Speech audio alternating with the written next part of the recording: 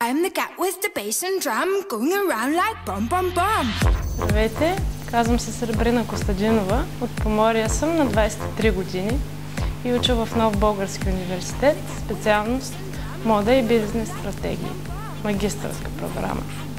Интересувам се от театър, кино, изкуство. Обичам да ходя на фитнес, тайбо, танци, обичам непрофесионално, но мисля да се записвам хип-хоп в София.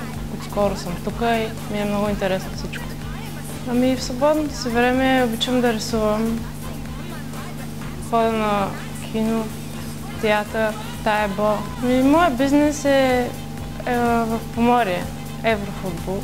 Моите родители първоначално са започнали да се занимават с това преди много години и сега аз го управлявам и работя. Харесва ми. Реших да се запиша в конкурса, защото очаквам да спечеля.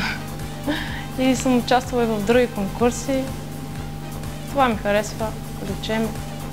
Участвала съм в Варненския свободен университет, когато учих там. Спечелих 3-то място.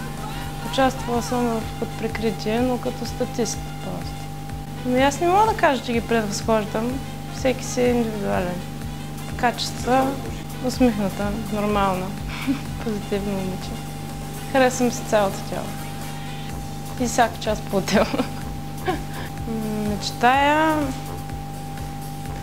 да се реализирам в живота по-професионално, да се занимавам с мода или с писание. Предпочитам списания за жени.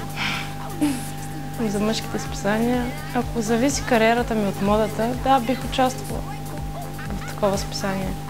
Според мен е най-секси мъж в България Захари Бахаров.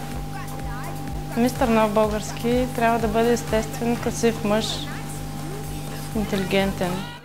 Да изберат мене, защото съм усмихната и естествена, и да изберат естественото момиче, което им харесва най-много. Не знам, което е достойно. Може да не съм аз, което желая. Най-големият ми успех, който съм постигнала е, че съм завършила в Варненския свободен университет, че имам собствен бизнес, имам приятел, сериозен. Нямам конкуренция. Всички момичета са си индивидуални. Пожелавам им успех!